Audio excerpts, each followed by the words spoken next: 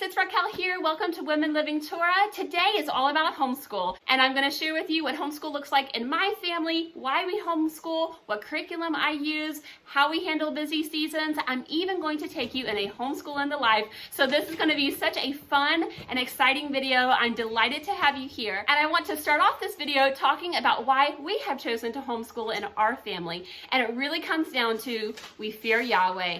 And I know that He has many members of the same body, and we're not all the same. There's going to be diversity among us. But for our family, homeschooling is the means to an end. It is one of the ways that we obey Yahweh and keep His word. And one of my favorite passages is Psalm chapter 78, verses 5 through 8. For He raised a witness in Jacob and set a Torah in Israel, which He commanded our fathers to teach them to their children, that it might be known to a generation to come, to children who would be born, to rise up and relate them to their children, and place their trust in God, and not forget the words of God, but watch over His commands, and not be like their fathers, a stubborn and rebellious generation, a generation which did not prepare its heart, whose spirit was not steadfast to God. And in this passage, I read that God wants us to teach our children His ways so that they will know His works, so that they will keep and not forget His commandments, and so that they will put their trust, put their hope in Yahweh with a steadfast spirit and not with a rebellious or a stubborn spirit. And because of passages like this one and commandments to teach our children Yahweh's ways, homeschooling is our way of teaching our children, and this is just one woman's way of homeschooling at that. This is not the only way to do it. But I must say, we love homeschool. We love what we're doing. It's working out really well for us. And so I am just so happy to share with you today all about homeschool. But you also need to know that I'm not a veteran homeschool mom yet. This is only my third year of schooling, and I have 3 children, an 8-year-old, a 6-year-old, and a 4-year-old. I only officially school my oldest 2, but my youngest is there, and my youngest have always been there ever since I started schooling my oldest. They've been at the table participating with us to some extent, so I'll definitely share with you how I handled the multiple ages. I've experienced a lot of refining, I would say, in my homeschool journey, especially in the areas of diligence and consistency and creating structures and systems that are going to work for us, like my school LITE and school extraLITE systems that I've put into place for busy seasons of life so that we can still be consistent with homeschool. I'm going to share those things with you. But I haven't actually had any major changes in our homeschool. I'm still sticking with the same curriculum that I started with, and part of that is because I really value consistency. When I make up my mind about something after I've researched it and I've thought heavily on it, then I'm going to stick with it if I can at all, and I would rather work with that curriculum and adapt it to fit me than just go a completely different course. But also, if I couldn't actually afford to change curriculum often or anything like that. But honestly, I have not needed to, thank Yahweh.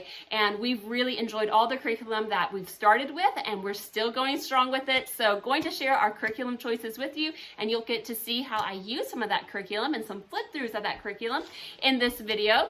And I think also, part of the reason why we're still on the same course with our curriculum is because I did a lot of reflection beforehand, and I'm still doing a lot of reflection as we're going through our homeschool years on this very important question, and that is, what do I want in my homeschool?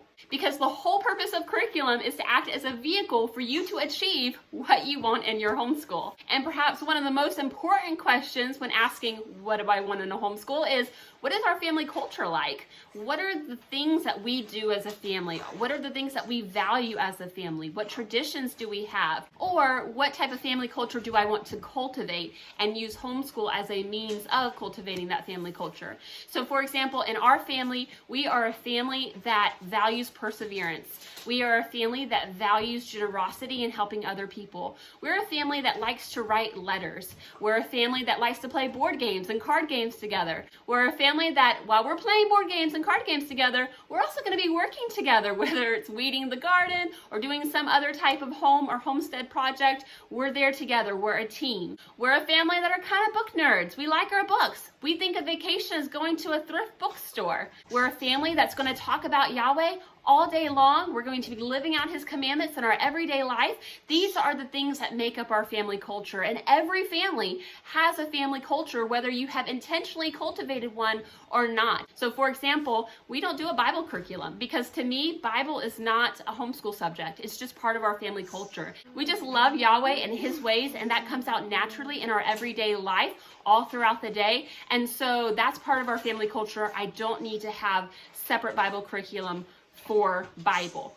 Exodus chapter 34, verse 27. Yahweh said to Moses, write these words, for in accordance with these words, I have made a covenant with you and Israel. So when I was choosing curriculum for our homeschool, I had a really strong idea of what I wanted in our homeschool. And I knew that I wanted something minimal. I didn't want to be spending 8 to 3 every day doing schoolwork. I knew that I wanted to not be workbook oriented. I wanted quality literature. I wanted it to be academically rigorous. I knew that I wanted an emphasis on oral lessons and lessons that we could do together as a family that are perhaps naturally differentiated according to the levels. I knew that I wanted a physical curriculum, nothing that was online or that required the screen.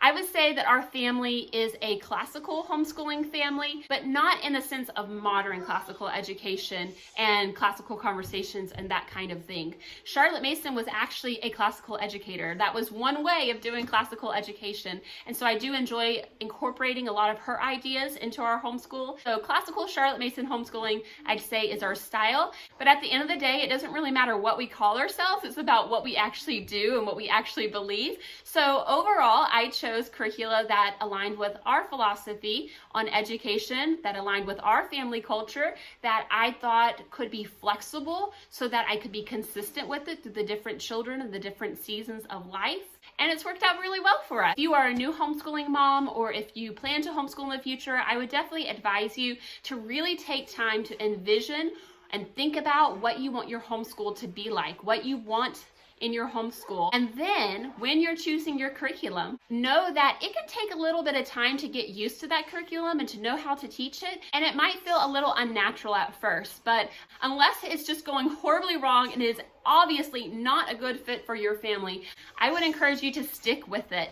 And in that year's time, write down reflections of what is working and what's not working in a logbook or a notebook of some kind, so that even if at the end of the year you decide you don't want to stick with this curriculum, you now have a better idea of what you are looking for, as opposed to, I just don't like this curriculum, I don't want this curriculum. You're going to know yourself better, your children better, your structure and homeschooling routines better. You'll just have a lot more direction when choosing the next curriculum. So that's my 2 bits of advice, and I would love to invite you right now, if you have any experience homeschooling, would you pop a bit of encouragement or some advice that you could give to the other mamas in the comments below? I know that the insight and the wisdom that you ladies share encourages me, and I know it's going to encourage other ladies as well. Now we're going to talk about the logistics of how our family homeschools and what that looks like. This is fun and exciting because we're going to be talking about curriculum, doing our homeschool in the life. We homeschool year-round, Monday through Thursday.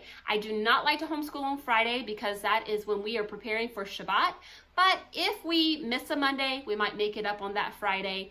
And outside of that schedule, as well as taking off for any Shabbats that are throughout the year for the different appointed times, we don't take any planned breaks. I don't schedule any breaks in our homeschool. It is truly year-round. I found that when we took full stops in our homeschool, taking off a month to put in the garden or a couple of weeks to put up some apple preserves or whatnot, we had issues when we came back. I think it was coming from no structure to all the structure was just too much.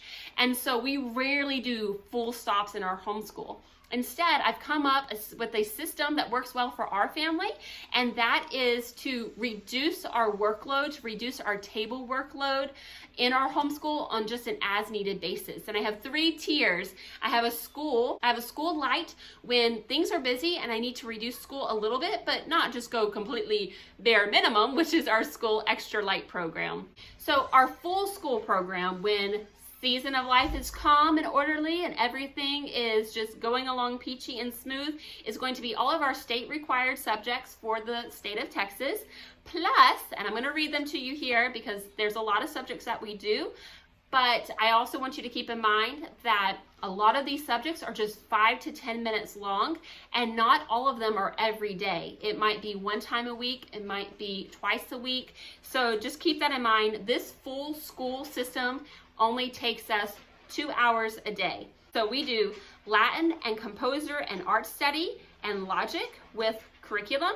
We have a required nature journaling, and then I also schedule literature, geography, science, history, poetry, Spanish, Hebrew, and those are all read aloud, so that's Charlotte Mason integration with narration. And so all of these things are the things that we are doing when we are doing a full school day. And I would show you all of the curriculum and read alouds that we've recently done and that are upcoming with our school program, but they're all packed away at the moment. And that is because for the foreseeable future, we are doing our School LITE tier. And the School LITE tier is what you're going to see in our Homeschool in the Life. Our School LITE program is for those seasons when things are a little tight with time and with mental space, and we've got a lot going on, a lot we have to juggle. There's not major changes happening, but there are lots of changes happening. So in our School LITE program, nothing actually changes for my kindergartner. He's still doing his reading and math for the same amount of time every day. But for any first graders and beyond, which I have a second grader, the school time is going to be cut from 2 hours a day in our full school to just 1 hour a day. And in that 1 hour time frame, we are still doing our state required subjects. And then outside of that 1 hour time frame, I am, of course, still reading to my children, but not on a scheduled timeline and not with narration. So I might read a history read aloud, but I'm not going to be as intentional about making sure I have history read alouds twice a week, science read aloud twice a week, poetry at lunch, that kind of thing. It's a lot more lax. Instead, we might read a little house book all week and nothing else. And we might, the next week, read only a science read aloud. So when we're doing our School LITE program, it's not that I'm just nixing all of the science and history and geography. It's more that it's going to come organically as I read aloud to my children different books. It's not going to be on as intentional of a schedule, and I'm not going to require a narration with it. But sometimes there is just so much going on. It might just be a random day one week where we've got errands to run, or maybe we're going to go to the beach, or maybe it's just a beautiful day and we want to be outside. Or it could be something as long as a month when we're putting in the garden, or maybe it could be a couple of weeks when we're harvesting things in the fall time. But life is just very full in those seasons and fast moving, and there's a lot going on, that I am very likely to do our School extraLITE. School extraLITE is our most basic tier of school when I want to maintain that consistency and that structure and not fully stop, but I really don't have the time or maybe the mental capacity to even do our School LITE program. So again, nothing changes for my kindergartner except at the end of his kindergarten year, his reading may take 20 minutes instead of 10 minutes. But in our School extraLITE, we're only going to do 10 minutes of reading, and again, only 10 minutes of math. So even if he has been doing 20 minutes of reading and 10 minutes of math, when we're doing our School extraLITE, he is doing just 10 minutes of each for 20 minutes total. But things really shake up for first grade and beyond. We only do 10 minutes of reading, 10 minutes of math, and 10 minutes of grammar. 30 minutes total, and I also deviate from the curriculum that I normally do in our school and our School LITE programs. Our reading is going to stay the same as you're going to see in our Homeschool in the Life coming up, but where we deviate is with our math and our grammar. So for our 10 minutes of math, I like to use these mental math exercises from Number Talks, Whole Number Computation by Shurley Parrish. This particular book is for K through 5, and then she has a second book which is for 6 through 8. And this is not a full curriculum. These are just mental exercises that once the foundation has been laid, you can go through an exercise here and sharpen your skills, increase your fluency and your ability to manipulate numbers. It's all oral, there's no paper needed. And so this is what we do first. And then when we finish our mental exercise, if we have time and if our context allows, I will break out our main math curriculum and fill the remaining 10 minutes with whatever we can accomplish in it. But sometimes, especially in the school extraLITE, we might be in the car. It's not really very convenient to have a lot of pen and paper out and books out, and so we'll just do this orally and that's it. So that's what we do for math. And then when we're doing our school extraLITE, we also deviate for grammar, and I use First Language Lessons by Jessie Wise. This is not our main grammar program, but it's oral. There's very little to no writing, which is very convenient when we're in our school extraLITE season. If there's a dictation exercise, I may end up skipping it. It just depends on what our context is and if we're able to do it at the time. But the majority of the lesson is just all oral and very quick. I do like this program because it has picture narration and poetry memorization, but for us, this is just a refresher, a way to continue reviewing our grammar when we can't do our main curriculum. We're only doing our school extraLITE when the season or that day absolutely requires it. If I can do our school LITE instead of our school extraLITE, I'm going to go with our school LITE because I don't want us to get behind.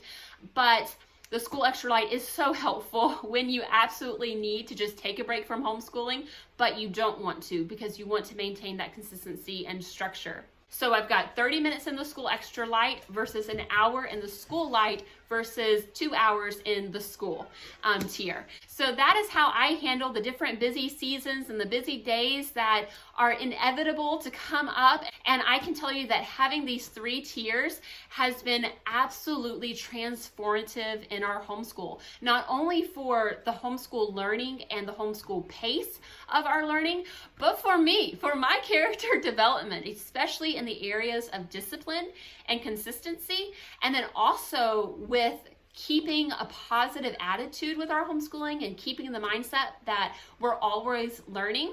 And actually with this point, I just want to mention that when my children are having tough days, or I'm having a tough day, and for some reason we woke up on the wrong side of the bed and things were ornery and it's just not quite right, we do not skip school for the sake of preserving a relationship. Instead, my viewpoint has always been that I am going to build our relationship by working through homeschool together on those tough days. But that doesn't necessarily mean we're going to do a full 2 hours of school or even the 1 hour of school. I might judge that the best decision for right now is to do school extraLITE today because we're just having a rough day. For us, doing school together is like quality time and bonding time. We all enjoy our homeschool time, and I think that the homeschool and the life that you're going to see next is very accurate to what goes on in our homeschool. I did have to cut out some of the side chatter, like we don't talk a whole bunch because we are pretty focused when we're doing our school, but there's just a little bit of talk back and forth, and it's just really great to build one another up, to build the relationships between the siblings up. I really enjoy homeschooling my children. It has been such a blessing. We're gonna get into our homeschool and the life now, but please go ahead and hit the thumbs up button if you have enjoyed this video and if you're finding it helpful. And also, if you have found systems and routines that work for your family in busy seasons and you would like to share, or maybe not even busy seasons, but seasons of burnout or depression, and you're trying to do homeschool in the midst of those, what has worked for you? If you would like to share, I know that I and other ladies are going to be so blessed by your comments, so please share with us below and enjoy our homeschool and the life. For this portion of the homeschooling video, I thought it would be great to show you a homeschool in the life, what it looks like. And I'm gonna first get started with setting up homeschool. We start here at our table. It's actually about 1 o'clock our time. And we don't normally start that late. Normally we start maybe at 9 o'clock, we'll have breakfast, do our hygiene and get dressed and do a few chores, and then we'll start school. I don't really have a dedicated time that we have to start school by because our school time is not a very long period. So start time isn't that important to me currently in this season of homeschooling. There may come a time when school takes longer, and so we really do need to get a specific dedicated time to start so that we can finish at a good time, you know, that kind of thing. But for this season of life, the time we start doesn't really matter. It's more about the flow of things. This morning's a little bit abnormal because my husband left right after lunch to go help his father with some projects that he has, and he's going to be gone for a few days. So I didn't want to take up the kids' morning with school when they could be with him and helping him pack and things like that. And by the time you're seeing this video, he's already back. So that's one of the pleasures of homeschooling, is that, you know, if I want to start school in the afternoon, I can do that. If it's a beautiful day outside in the morning, I'm probably going to send my kids out all morning just to play outside or to do chores outside while it's cooler, because here in Texas, if it's cool and nice in the morning, it is going to be so hot in the afternoon. So I prefer to come inside then and do our school in the heat of the day when it's unbearable to be outside. All kinds of options when it comes to homeschooling, and you just have to figure out what works for you. So let me set up homeschool and show you what that looks like, and then I'll call the kids in and we'll get started.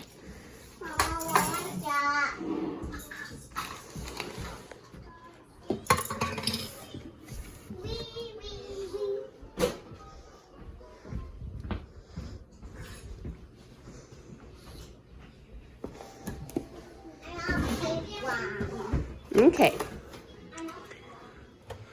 My youngest does not do school officially, but I have all kinds of puzzles and ABCs and number and memory and shapes and all kinds of things that she can play with that are still kind of learning activities, and it helps her to feel like she is doing school with us.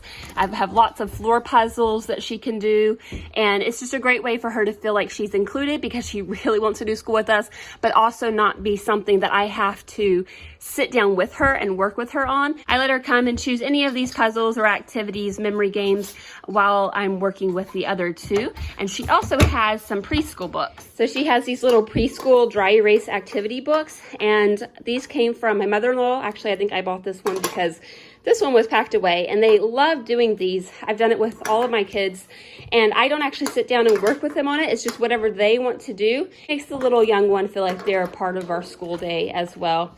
And, you know, it exposes them to things, but it's not really like school officially. I also have lots of ice cold water, and sometimes, and usually I have a drink, usually a tea. This is a chai tea that I have made iced because it's really hot this morning.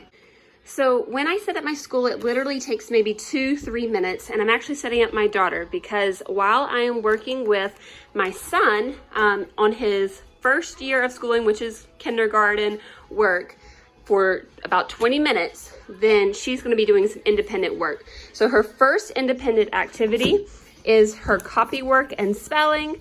Then she's going to do grammar.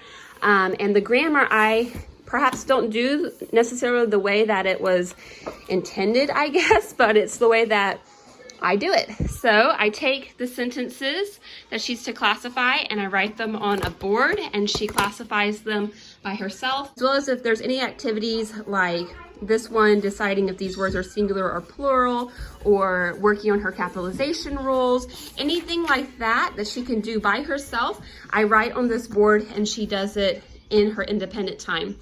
About once a week with Shurley English, there is an actual lesson. So if you go back a little bit, she learned about singular and plural nouns. And so she did, you know, the parts that she could by herself. And then after I finished my time with my son, then I came and taught her the lesson. And the lessons in Shurley are scripted and super quick. I don't know why people say that Shurley English is intensive. I mean, I only use the teacher's book. I do not use the workbook. We write everything down on our boards and then erase it when we're done. But it's so fast. It's maybe 10 to 15 minutes. And I would say 15 minutes only for the days when there's a test, because there are tests included with like lesson 5 lessons per chapter.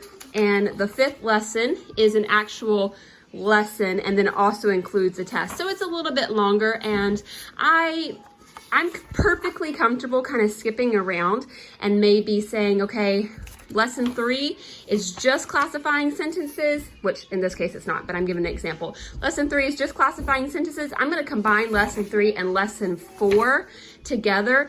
Pick and choose 3 sentences to classify and not do 6 sentences over the 2 days. Just pick, 3 sentences from the 2 lessons, and then the next day we might do lesson 5. So I just, I make it work for me. And I think that's one of the things you have to keep in mind about curriculum is that they're there to be a resource for you and a guide for you, but you can adapt them as you need to. When I was a public school teacher, I didn't follow all of my curricula exactly as it was laid out. We skipped pages, we condensed pages. You have the liberty to decide as the teacher of your children what you want to do with the curriculum. So I chose curriculum that I knew could be very flexible, that I could adapt and use as I wanted to. So I am going to look at the lesson that we are in Shurley, and I'm going to write it down on this marker board and put it in her independent work pile for her to do while I'm working with my son. All right, so we're all set up, and I'm about to call the kids in here. I've got Abigail's grammar written out, which is the only thing that I have to do to set up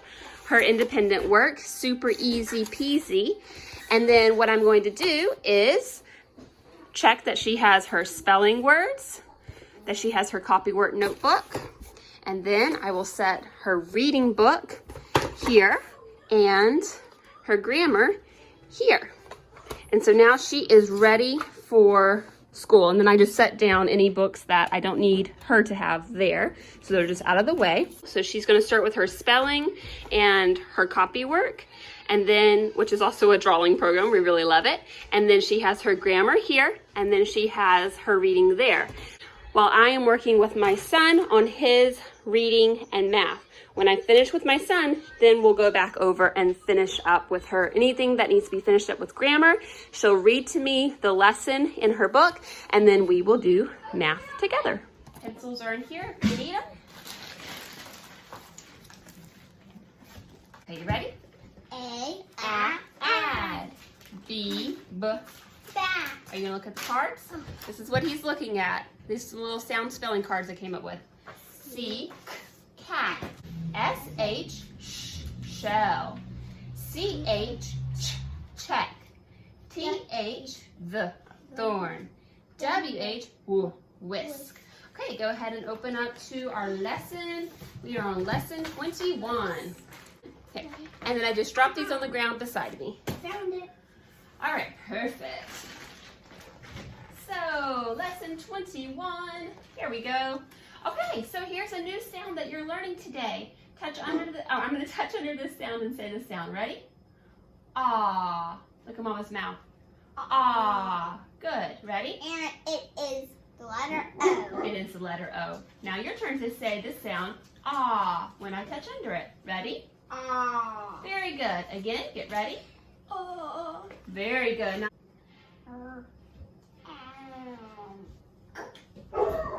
sound that out again. Rack. Good. Ready? She's making a racket right now. She does not like those fire trucks, and I can see fire smoke out the window. Where are they? Why are they honking? Comes another truck. The real firefighter one. Yeah. That's the real one. Well, let's just stop and pray for whoever has a fire at their house or on their property, whatever's going on, because we can smell smoke outside, and it's pretty hot and dry outside today. So let's pray for them. Let's come back to the table. Wait. That's pretty late. I'm still reading this. Yes, you're still reading. Firefighters are cool. Yes, they're very helpful, aren't they? Yes. We say it is. It sounds out as is, but how do we say it? This cat is. How do we say it? Is. Very good. Now let's see if you can find some words in your story. You're going to find the word sick. Sick. Sick.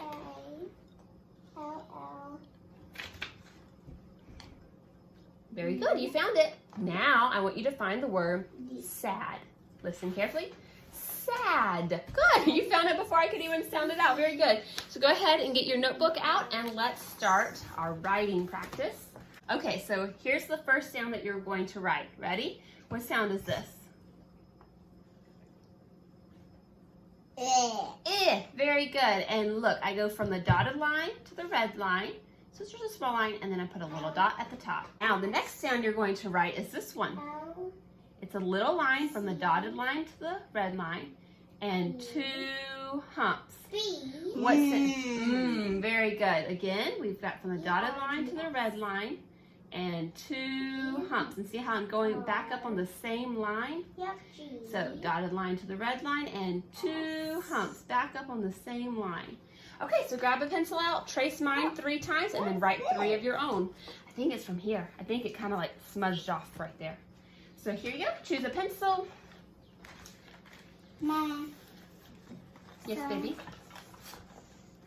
Anyways, this letter is the first letter in my name. It sure is. So this writing practice is included in his Teach Your Child 100 Easy Lessons book, and we use one of these like composition notebooks for kindergarten and first graders, and we use it for our reading and for our math. And while he is doing this, again, my daughter is working on her copywork, spelling, grammar, and reading. And Hannah, the youngest, because she's 3 and does not do formal schooling yet, is working on any of her booklets or if she wants any puzzles or memory card games. I start school when my children are 6 years old. That's just based on some research I've done about how later start ages can lead to better outcomes possibly. And so it's actually worked out really well for my children. I definitely think you should do whatever's best for your kids. Just a small little dot, Malachi. Small little dot, and go ahead and start on the I think you should definitely do whatever's best for your children, but I know that I started my kids a little bit earlier with their reading, both of them, and they just weren't ready for it until I started them at 6, and they both have done phenomenally, and I think they go through it so much faster because they are ready. All right, Abigail, your 10-minute timer is up, so go ahead and finish the sentence or the word that you're on, and then switch to your spelling. Oh, you're on your very last one. Very good. So then you can switch to your spelling when you're done with that. These are the Draw Right Now books. I can't show you the front because she needs that side, but it shows you, there it is. Yeah, it shows you how to draw a picture, and then it gives you a blurb about that thing. So this one is about icebergs, and there are 8 different books. There are ones that are print, and then there are ones that are cursive. So I did half in print, and then I have the other remaining 4 books in cursive. So she's on the last print book, and it just has different scientific or historical type information in it. So it's like nonfiction. The very first one, I think, also talks about storybook characters and things like that. But it's just a great way for them to practice their writing and their drawing, which is all tied in together. Mom, you know, math. You're ready for your math? Excellent. So, you know, these shapes are going to help you with your writing as well. It all works together, but also it's just great to learn how to draw, and they really enjoy it. So in my logbook, I write the date, and then as they do things, I write down what we've done. And now we're going to do his math, but I'm going to leave this open because sometimes we do more than one lesson, as you can see here. We just do as many lessons as we can do in 10 minutes. And you love math, don't you? Yeah. Yeah, that's his favorite subject. And so he's nearly done with his first semester of kindergarten math in 20 days of school, just doing 10 minutes a day. So this is Singapore math. I absolutely love this math. It's worked really great for both of my kids. Here's the back. There's the back of it, yeah. And it's just been a phenomenal program. So here are some examples, her whales at the very beginning. Here's what her drawing was looking like, gingerbread man and birds, chicken, all kinds of things. And then we have her spelling in here as well. So we use Words Their Way, and it's basically like a very kinesthetic program. I bought a homeschooling package for Words Their Way, which includes every single level and volume of spelling, and this program teaches patterns. One thing I love about this program is that it also includes an oddball category, because in the English language there are so many exceptions. So usually when you have a consonant vowel consonant word, the vowel is going to have a short vowel sound, but that's not true of all words. And so they're given words, they cut them out, sort them into the I, the or the oddball, and then after they've done that a few times, they're ready to glue and sort. And then at the end, you can do like a little test where you tell them, okay, write 3 words with the I sound, or write 3 words with the short U sound. And they do that. That's their little test, make sure they understand and that they could apply it to other words too. And I use these from child to child, so we do not actually write in these books or cut them out. Instead, I either print them, or as I've been doing lately because I don't have a good printer, is I just write them. This literally takes like 5 seconds. Okay, so there's your book. Don't glue them today, just sort them on the table. Okay, and now he is waiting patiently for me. Okay, Let's get on where's another sphere on this page? There. Very good. The light is also a sphere. Okay, do you see a cube? There. Yes, she has a present as a cube. Where's another cube? And we have to figure out what shape comes next in the pattern. Okay, so let's say these together. What shape is this?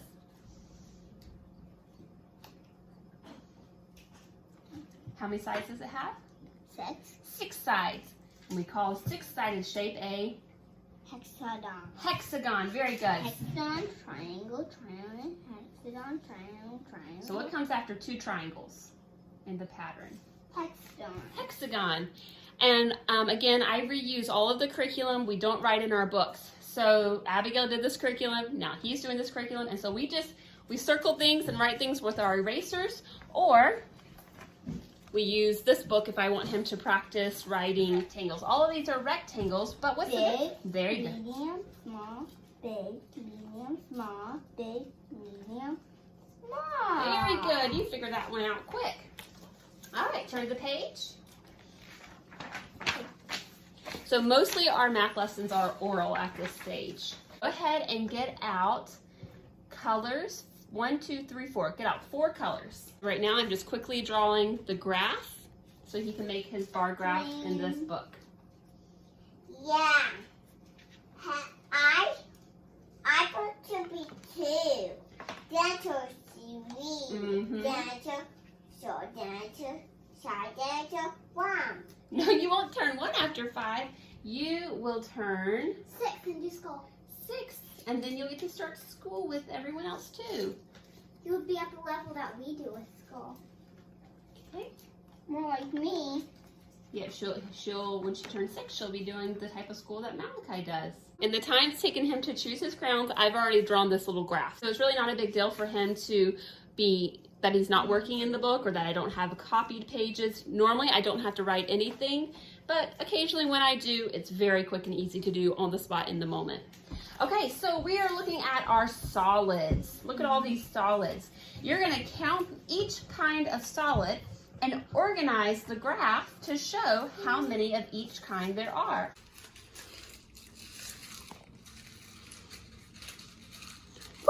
Awesome. So see how many there are and then organize it. 2. All right, great. So Abigail has just finished cutting out all of her pieces, and we only have a couple of more minutes left because I've been talking to you guys and kind of taking up our time and distracting the kids.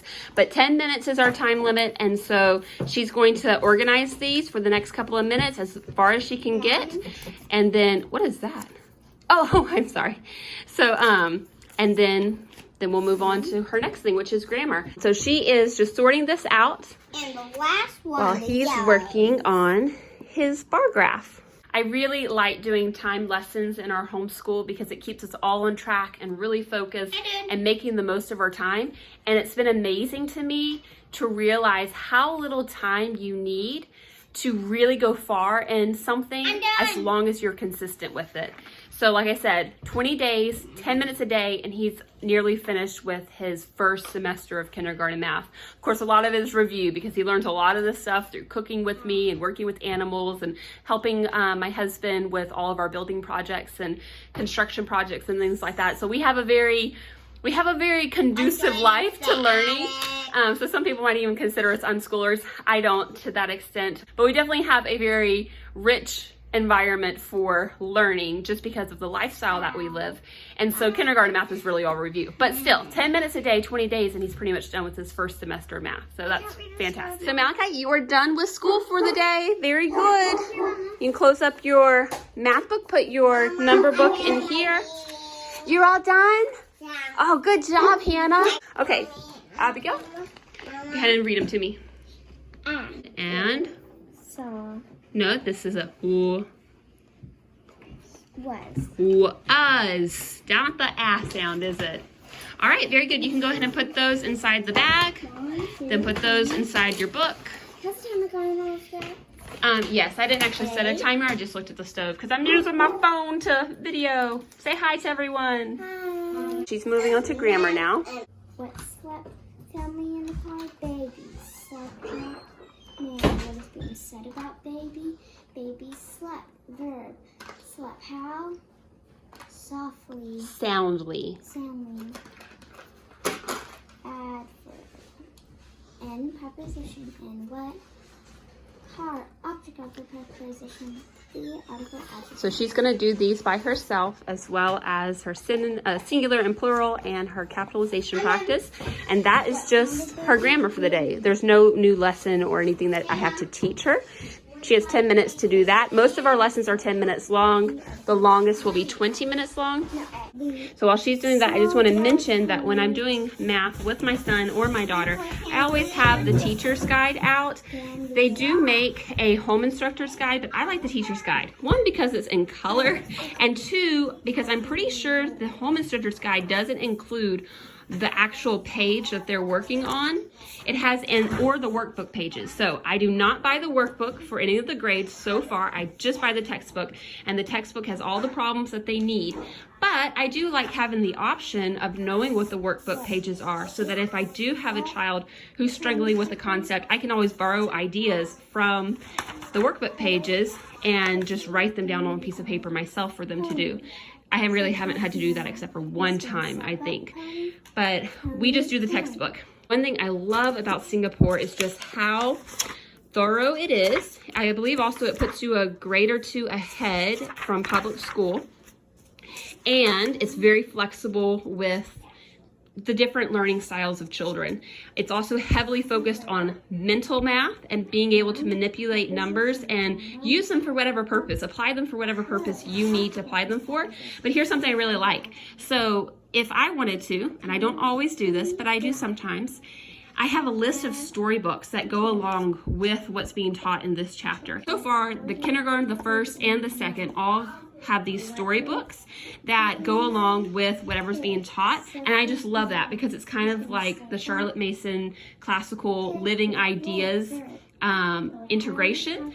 I have that option. I don't have to. It's not necessary to the lessons. Also, I have all of these resources that are free for me to go and print if I want to. So the only thing that I use in my kindergarten schooling are some Connect cubes that I picked up at the thrift store, and I actually have all the different kinds of colors, but I just chose out these two for my son and packed away the rest because we're remodeling and I don't want everything out. So I use Connect cubes for first bit of kindergarten, and I also use some tangrams, pieces that we have as part of another.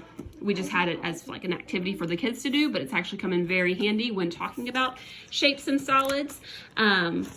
So they can build things like that. Okay, go ahead and move on to the next one, baby. But anyhow, my point is that you have all these resources available to you that if you want to use them, you can. If you don't want to use them, you don't have to use them. And it's very thorough. So it tells you, you start off with kind of like picture narration. What do you see? Tell me about what you see. What are some similarities between the things that you see? What are some differences? What makes this shape different from this shape, for example? And it's kind of like picture narration. And that's how every chapter begins, and is usually in the first lesson or in the beginning of every lesson. first page of every lesson is what I meant to say, where they're just look and talk. And they give you some different ideas for questions that you might ask, which is just really nice. And then within each lesson, there are all of these different activities that I use as suggestions, okay? So we've got the explore, which usually follows that very first page of the lesson. Then the learn, where we are maybe introducing the word edge and the word side. And then if I wanted to, I could go further with some shape riddles and some games. And it's just really great so that if your child is, let's say, struggling with this concept of curved or flat, then you have all of these different resources, including the books, all these different things that you can do with them, but you don't have to. So I usually will just go with the pages of the book, and occasionally I will include some games that are included as well that they talk about. So like we have dominoes, I might do a domino game, you know, but it's not required. And that's one of the beautiful things about this curriculum. It has so many different options that you can do if it's helpful and beneficial for your child, but it's not required. So really, really love this curriculum. Math is one of those subjects that I really did not want to be switching back and forth between this curriculum and that curriculum.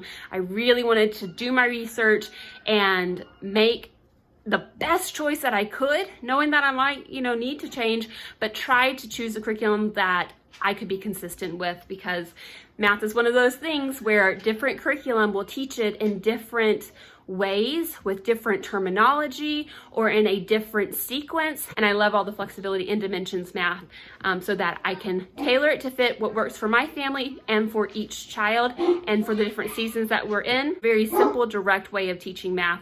Really highly recommend. All right, so she's finished here, so I'm just going to check over all her work, because instead of checking it, oh, I love them, Abigail. Instead of checking her work as she finished, I was talking to you about the math. So I just double check all of it and make sure it's correct. All right, very good, Abigail. You got them all correct. Yes, it is lesson 17. How did you figure that out? Are you figuring out your Roman numerals already? That's awesome. Because that's 10 and that's 5 and that's 2. Yeah. So I have to think about this as 10. Well, I first have to do this. 5 plus 2, that's 7. So I can just add that to there and it's 17. Very good. You figured it out. So again, I come here and I write down what lesson she's on. She's going to read that to herself. Then she's going to read it to me. I'll ask some questions within our 10 minutes. So this is like 10 minutes, 10 minutes, 10 minutes, 10 minutes. Most of our schooling is 10 minutes. If we have time, we'll actually go on to the next lesson. We just are taking our time, but being consistent. And that's the key, consistency. So I actually came over here to tell you about our reading, but I'm going to just point out here real quick how I organize our shelf. I have a stack for Malachi. Then I have Abigail's stack here, which Malachi's done with school for the day in 20 minutes. And Abigail is still working, so I'll put her things here when she's done. Down here, I put Hannah's dry erase boards. Of course, she still has all of her different puzzles that she can do down here. And then I have my logbook, dry erase boards, and pencil pouch that go here. So that's how we organize that. This is part of our school extraLITE system. And then this is our letter writing stuff, because we write a lot of letters to people and family and friends. So this is like note cards and envelopes, and then this is markers, people's addresses, stamps, letters that we've received, stickers, that kind of thing. You'll have to wait one moment, Hannah. But what I was coming over here initially was to tell you about our reading. So I started off in kindergarten with Teach Your Child to Read in 100 Easy Lessons. This was given to me free. It was such a blessing, but I wasn't sure I wanted to use it because it didn't look like the type of thing I wanted to do. I didn't know exactly what I was going to do, but I was a kindergarten teacher before and a 4th grade reading teacher before in public school, so I wasn't necessarily unfamiliar with teaching children how to read. But someone gave this to me, and I decided with my first child, I'll give it a go. And I really like it. And also, having gone through it once before, it feels very natural and smooth to me to teach this program now. So I do actually really like this program and recommend it. It's very straightforward, simple, and it has given my children a really good foundation. So once they leave this, where do we go to? I actually do not buy any reading curriculum. I have just gone to the thrift store, and this was just over time, and I've found books along the way. So this is like an Abeka book. All of our reading is just books I've found at the thrift store that are easy readers. And I really like the older style ones. Can you open that up and let's show everyone? I really like okay, give me one moment, Abigail, and I'll be right there. I really like the older style books. I like the pictures. A lot of them have good lessons in them. If they can actually read, then the most important thing is that they actually understand what they're reading. And so it doesn't matter what the book is. I'm right there with them. And up until 2nd grade, they're reading to me. Now my daughter reads to herself, then she reads to me. Most recently at the bookstore, at the thrift store, I found these McGuffey readers. I am missing the 2nd reader, but I have all the others. They were at a great price. So that's why she's using the one that she's using. It's not that I have a particular affinity for McGuffey's readers, although I do like them now that I have some experience with them.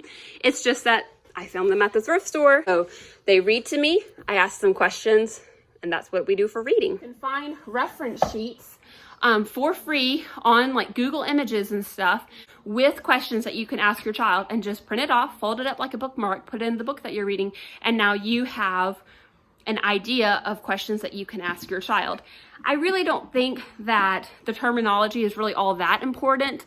I think for the most part, good readers naturally do visualize. They naturally make inferences, which are essentially assumptions based on evidence in the text.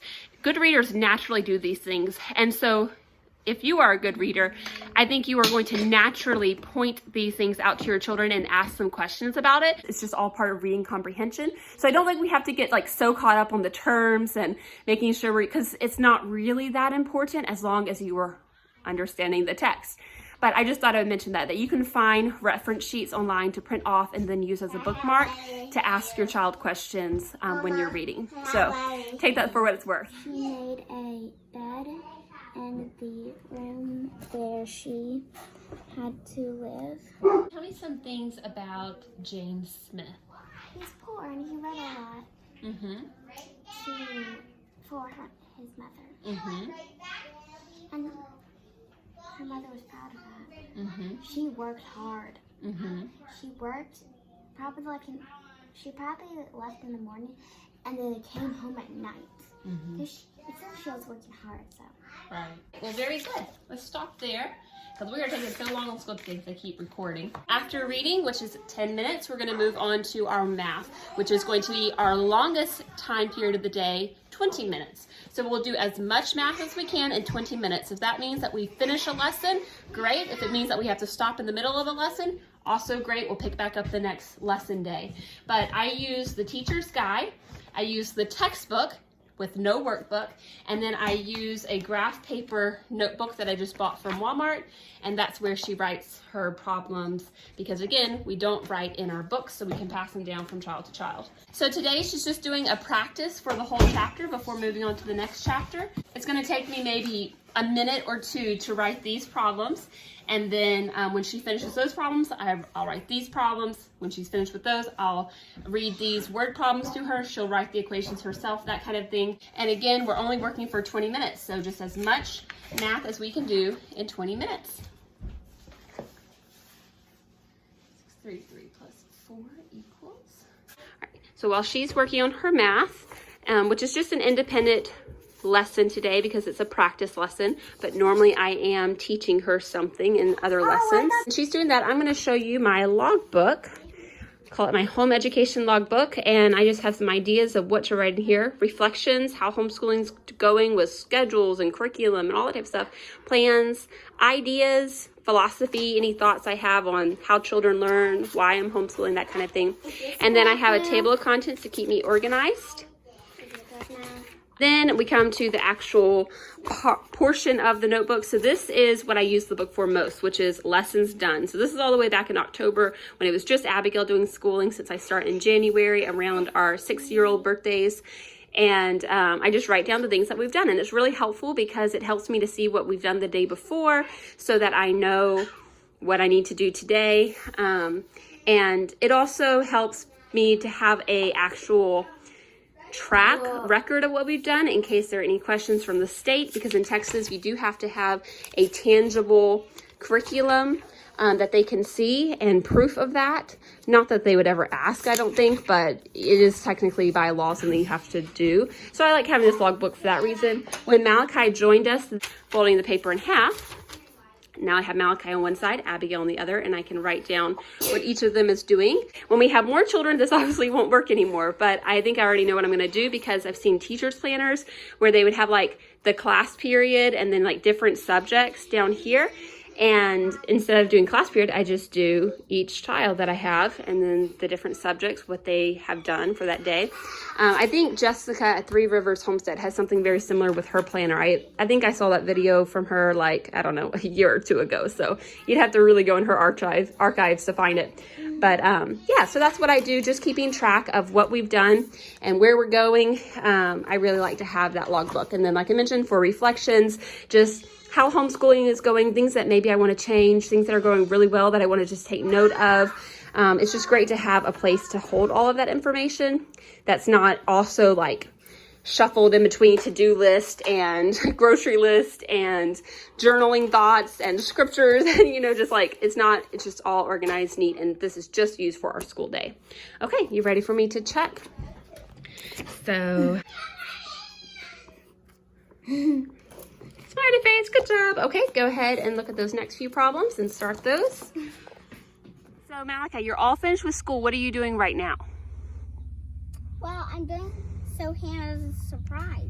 Malachi, I wanted to show them some of the things that you do whenever you're finished with school. So here's one of the things that he most recently did. Tell us about it. It's an airplane. Mm-hmm. And here's what you drive. And you drew the pilot and the co-pilot. Yeah. And so he came out here one day after school, grabbed his hammer because he has his own. He took some scrap wood and some nails and he just hammered out this little airplane all by yourself, didn't you? Yep. Yeah. It's pretty fun because they're not tied up in school all day. Like we got Candyland. Yeah, we have Candyland. They get to just, you know, do real life things and enjoy time with their family instead of being in school all day. So it's really great. There are 7 trays with 10 cookies on each tray. 4 of the cookies were eaten. How many cookies are left? In the world? So she's doing her math. Egg white, that's like a yolk. Yeah, and then they came in with the goose egg, but then accidentally dropped it. So they're going to cook it right away. Look at that huge yolk from the goose egg. Okay. I'm watching him, Mama. Yeah, you're helping him, aren't you?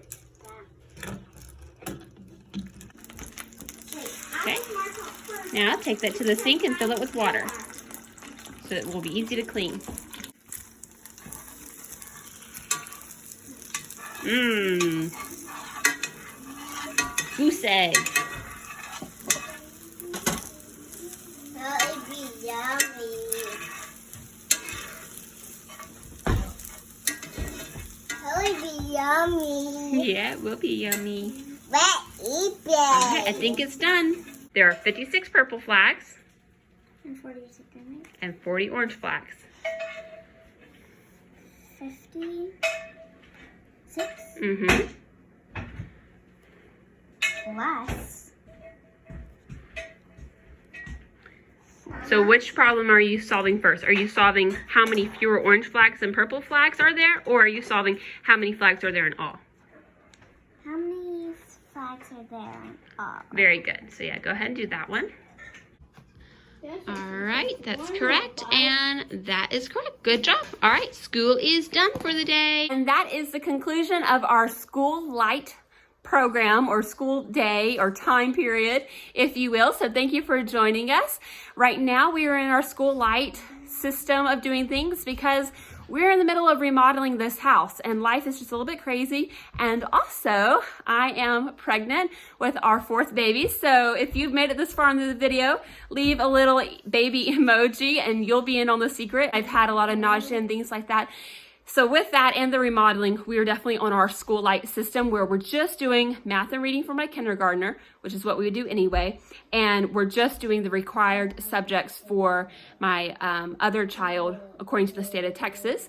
And other than that, everything is just kind of absorbed into our family culture. Bible, character training, that's all very much just part of our family culture. I don't really consider those things homeschool subjects. And then everything else is just going to be in our read alouds. And we do still get a ton of the same stuff in our read alouds, but it's just not going to be as strict of so many days a week I'm making sure I'm reading aloud this book or that book. You know what I mean? Hope that makes sense. I hope that you enjoyed seeing us do a school day. I'm all out of breath, pregnancy symptom, and that it's helpful to see how our day goes, our little time period of school goes, and how I handle the multiple ages and whatnot. So thanks for being here. I hope it was helpful. Give this video a thumbs up, and I guess back to me talking to you probably on the couch or something about whatever else I have to say. See you there. Welcome back from my February homeschool in the life when it was so hot in the state of Texas. And I just have a couple of more notes to share with you. The first one is about how I plan our year. As we get closer to finishing a book or a subject, that's when I look ahead to what we're going to do next. So some of this is very easy. As we're coming to the conclusion of our kindergarten A or first semester of kindergarten math, then I know we're going to be going on to our kindergarten B, our second semester of kindergarten math with Singapore dimensions, unless I was wanting to change for some reason, which I don't. If we are coming to the end of one of the easy readers that my daughter is reading, then I'm just going to go to our home library, look on the shelf, flip through the different easy readers that I have, and determine what is the next level up for her. For read alouds, as we're coming to the end of a book, I will go to some of the different Charlotte Mason websites like Simply Charlotte Mason or Ambleside Online, look at the different book lists that they have, and then just choose at random based on our interests what we're going to do next. And this is just the way it is with all the subjects. As we're coming to the end of one book, I'm looking ahead to what am I going to do next. There is never a time when I sit down for all the subjects and decide what we're going to do for the next year. And since I go by time lessons, I never need to sit down with our math book and divide the lessons into a certain number of weeks so that I can make sure we're getting our math book done within a year. My two children that are officially schooling, I started in January for their 6-year-old birthdays. And so I do generally say from January to January, I like to complete at least one level and be to the next level by that following January. And I will gauge how I think we're progressing in our school by what we've accomplished by what point in that January to January year. And that can affect how we do school because I might be letting every little thing become a school extraLITE day. And so I'm like, you know what? We're not nearly as far along as I would like. So let's start to really reserve these school extraLITE days for when we really need them and go either to school light or our full school day otherwise. But at the end of the day, it's not really a race to me. I've chosen some really solid curricula that we like, that is thorough, and that is advanced. We are being diligent, we're doing our time lessons, and we are being consistent. We're doing our year-round homeschooling with perseverance. And so my children are going to be well educated academically and in many other areas of life skills and knowledge. So I'm not worried about them. My end aim with homeschooling is so much greater than finishing a curriculum within 1 year. Now that being said, I don't live in a state where tests are required or you have to turn in the curriculum that you're going to do for that year. I know that there are some states that do. And if I were in that situation, I might plan my year differently and have a different perspective. And finally, the question was asked, what read alouds or messianic or Torah observant read alouds do we use in our homeschool? A lot of our books are packed away, but I do have a few titles on the shelf that I can share with you. But we're going to save it as a bonus video. When this video reaches 60 likes, I will release that bonus video sharing some of the different titles that we enjoy in our home of various subjects and topics. So like the video now if you haven't already. And now, everyone breathe. We have made it through this mother of all homeschooling videos. I know it's long, but I pray that it was helpful and that you will share it with a friend that also may find it helpful. Until next time, I pray that Yahweh would bless you and keep you. I'll talk to you later. Goodbye.